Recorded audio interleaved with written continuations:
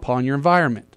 So it's all about association. Whatever your eye is, associates those things that are important to you, not what makes you feel important.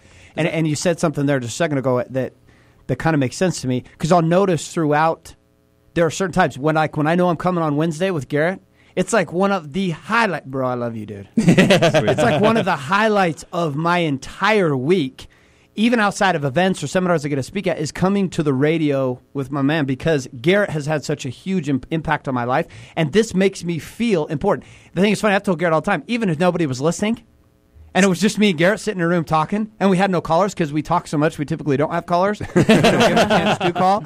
But I feel way important. But that shifts, right?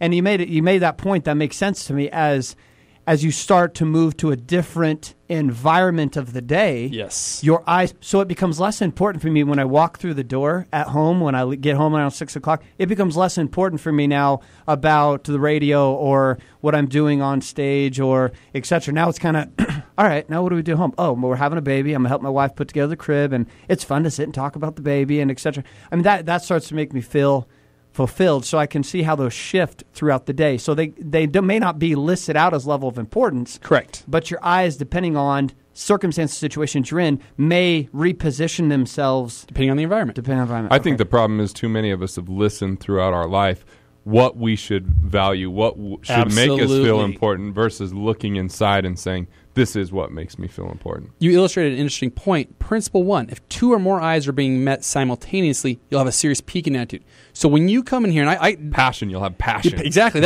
Honestly, that's where passion comes. You go back in your life and you look at any time you were as high as a kite, you mean feeling on top of the world, I guarantee you 2 or more eyes are being met. So when you're in the radio show with Garrett, there's more than one eye. Right. 2 or 3 or 4 are being met.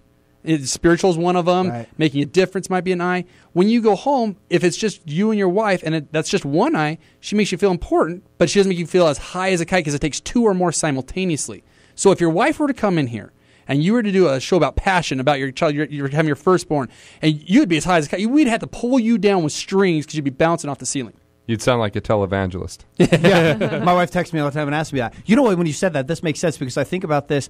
When my wife is an eye for me, my soon-to-be-born child in 2 months is an eye for me. Yep. And I find, like, if my wife and I are connecting on a level, but then we bring into play the conversation of my daughter to come, yep, my eye, the emotion and the passion in that moment, our level of conversation goes through the roof. It's way higher than if we're just talking about, oh, so how was your day? What was going on at the salon? Did you do somebody's hair, et cetera? But when we start talking about the baby and I'm with my wife, it goes through. All right. Thank you, bro. I should pay you. No, I take Visa. The great thing is, you talk about passion, and I love passion. My kids' middle names, one is Edison and one is Disney. I'm all about passion, and it's having 2 or more eyes being met. Now let's look at the reverse. Look in your life when you were down, where you got offended. You have a normal day, and all of a sudden you get a phone call, and you are off. I mean, you are just irate. 2 or more eyes have to be met, not 1.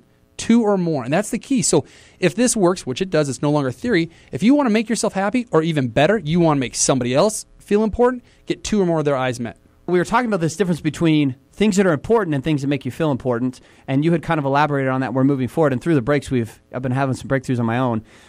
But that difference in distinguishing about, depending on circumstance and where you're at, is going to influence which eyes or what things are making you feel important. And I would assume that those feelings then are determining your perspective, which is directing action in life. A great quote for you. You talk about action and why you do what you do.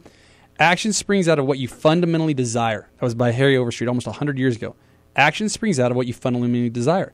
Dr. John Dewey said, the deepest urge in human nature is the desire to be important. So all action stems out of our eyes. We're trying to get our eyes met. That's principle 3. So everything you've ever done in one way or another was trying to get your eyes met. So how do we transition or transform from the external eyes, looking for outward things? Would you agree that the most impressive person you've ever seen is a confident person? There's nothing more attractive than a confident, passionate person. Oh, yeah. That comes from having internal eyes. Because internal eyes means you're getting met internally, not externally. So you are in control of your emotions. You're in control of your confidence. You just radiate that everywhere you go. So the way you do that is conscious living. We live subconsciously. Our habits, our patterns, are subconscious patterns. We've done them long enough that they become habits and patterns and so forth. Consciously, you can do anything.